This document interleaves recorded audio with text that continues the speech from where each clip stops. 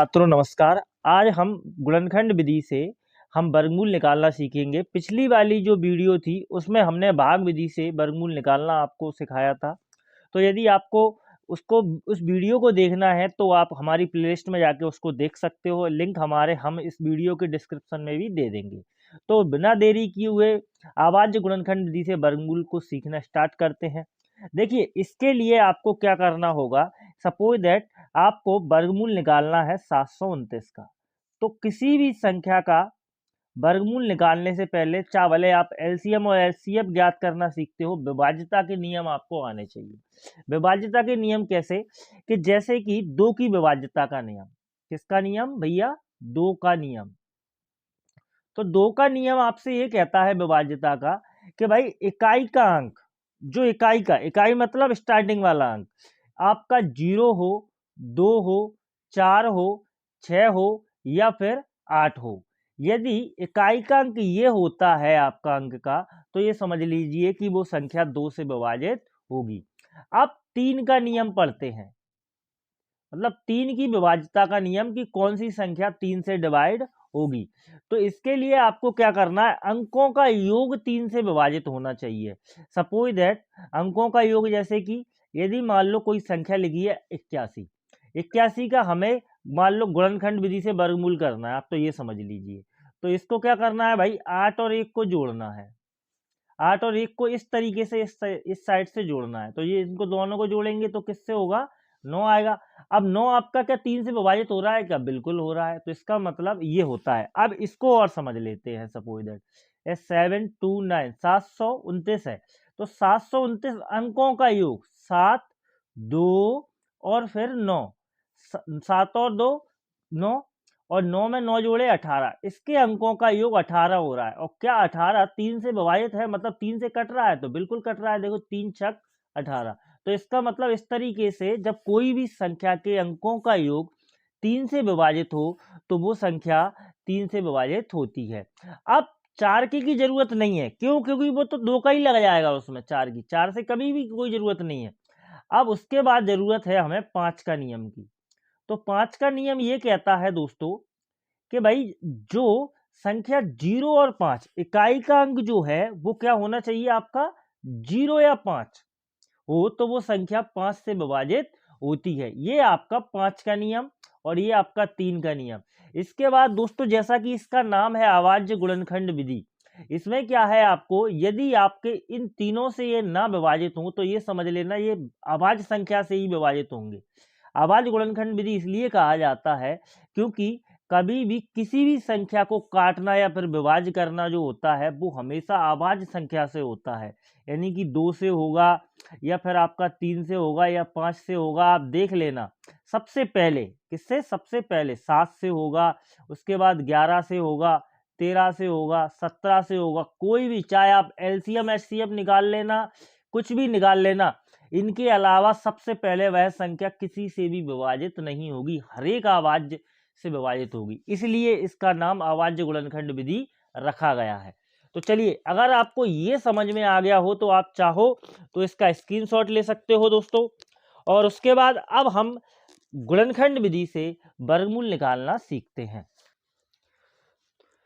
तो दोस्तों स्टार्ट करते हैं गुणनखंड विधि से वर्गमूल निकालना। अब इसमें कितना है? 729 है। तो आप देखते हो कि इसके अंकों का योग जो है वो कितने से विभाजित है? 3 से विभाजित है। 7 और 2 9 और 9 9 18। 3 से काटेंगे हम इसको। तो भाई 3 दूनी 6, 3 चौके 12 और फिर 3 तिरका 9। अब उसके बाद फिर से इसको 3 से काटेंगे। देखिए आप, 2 से तो कटेगा नहीं। चलो 3 अट्ठे 24 और 3 एकम 3। अब ये भी कितना? 9 है। तो 3 से काट दीजिए। 3 दूनी 6 और 3 सत्ते 21। 3 से काटा, 3 नाम 27। 3 से काटा, 3 तिरका 9 और 3 से 3 एकम 3। अब इसके गुणनखंड करते हैं। तो भाई 729 के जो हमें गुणनखंड प्राप्त हुए दोस्तों, वो कितना हुए आपके? 3 गुणा 3 गुणा 3 गुणा 3 गुणा 3 गुणा 3। कितनी बार 3 है? 1 2 3 4 5 6। चलिए 6 बार है। अब इसमें आपको वर्गमूल निकालना है। वर्गमूल मतलब 2 का जोड़ा। 729 का आपको वर्गमूल निकालना है। मतलब 1 2 3 कितने जोड़े बने आपके? 3 जोड़े बने। तो हम हर एक जोड़े में से एक को लिख लेते हैं। यहाँ पर एक जोड़ा बना, 3 को लिखा। यहाँ पर भी एक जोड़ा बना, 3 को लिखा। यहाँ पर भी एक जोड़ा बना, 3 को लिखा। तो 3 का गुणा 3 में किया 9 और 9 का गुणा 3 में किया कितना? 27। तो दोस्तों 729 का जो वर्गमूल हुआ वो कितना हुआ? 27। अब ये यदि आपका कंप्लीट हो गया हो तो अब हम बारी आती है, हम इसका वर्गमूल निकाल के देखते हैं। चलिए इसको, ये कितना है आपके पास? 1764। तो 1764 का वर्गमूल हम निकालेंगे। अब इसमें आप देखते हो कि इकाई का अंक 4 है, तो भाई 2 से विभाजित होगा। 2 से विभाजित होगा, 2 अट्ठे 16, यहाँ पर गया एक 16 और 2 अट्ठे 16 और 2 दूनी 4। फिर से इसको 2 से काटिए। 2 से 2 चौक 8, 2 चौक 8 और 2 एकम 2। अब इसमें आप देखते हो कि भाई ये कितने से कट रहा है। आप इसको, कि हमने इसको 3 से काट के देखते हैं। 2 से तो कटेगा नहीं, क्यों? क्योंकि आखिर में 1 है। 3 से काटते हैं, 4 और 4 8, 8 और 1 9। मतलब अंकों का योग जो है वो 9 हो रहा है। इसका मतलब 3 के पाड़े में आ रहा है। तो 3 से काटेंगे, 3 एकम 3, 3 चौके 12 और 3 सत्ते 21। अब क्या 3 से कटेगा? देखिए 5 12 कटेगा बिल्कुल। 3 चौके 12 और 3 नाम 27। चलिए अब इसके बाद फिर से काटते हैं इसको।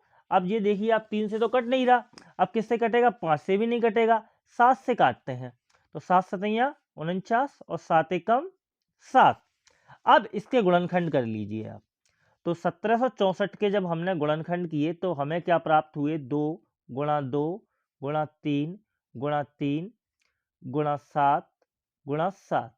अब इसका जब वर्गमूल की बात होगी, मतलब 1764 के वर्गमूल की, रूट का मतलब इसका वर्गमूल, तो भाई एक जोड़ा, दो जोड़ा, तीन जोड़ा। एक जोड़ा किसका? एक भार।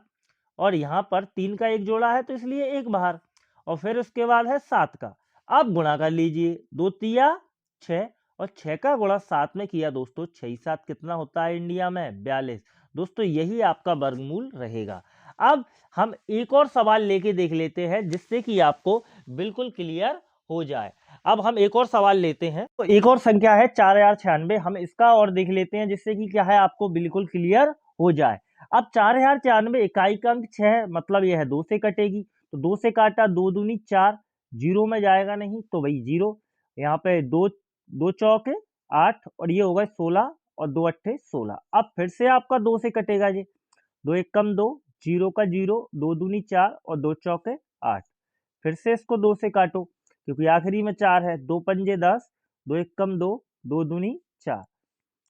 फिर से 2 से काटो, 2 दूनी 4, 2 पंजे 10, 2 छंग 12। 2 से फिर से काटा जाएगा, ये 2 एक कम 2, 2 दूनी 4 और यहाँ पर कितने? 2 अट्ठे 16। 2 से काटा, 2 छंग 12, 2 चौके 8। 2 से काटा, यहाँ कितनी बार कटेगा ये? 32 बार कटेगा। 2 से काटा, 2 एक कम 2 और 2 छंग 12। 2 से काटा आपने, 2 अट्ठे 16। अब 2 से काटा, 2 चौके 8 और 2 से काटा, 2 दूनी 4। 2 से काटा, 2 एकम 2। दोस्तों यदि थोड़ी सी आपको जगह की कमी पड़ रही हो तो हम आपको गिना देते हैं कितने 2 हैं। 1 2 3 4 5 6 7 8 9 10 11 12, यानी कि 12 बार 2 का गुणनखंड आया है आपके पास। तो 4096 का आपको सबसे पहले कितने 2 हैं भाई? 12 है। 2 गुणा 2 गुणा 2 गुणा 2 गुणा 2 गुणा 2, कितने 2 हो गए? 6। तो 6 को और लिख ले, 1 2 3 4 5 और ये 6। अब ये आपके हो गए 1 2 3 4 5 6 7 8 9 10 11 12 हो चुके हैं। अब भाई 4096 का आपको वर्गमूल निकालना था दोस्तों। तो भाई एक जोड़ा, 2 3 4 5 6। आपने 2 2 6 2 को बाहर निकालेंगे हम। 2 3 4 5 और 6। अब आप इनका गुणा कर लीजिए, 2 दूनी 4, 4 दूनी 8, 8 दूनी 16, 16 दूनी 32 और 32 का गुणा 2 में किया दोस्तों 64।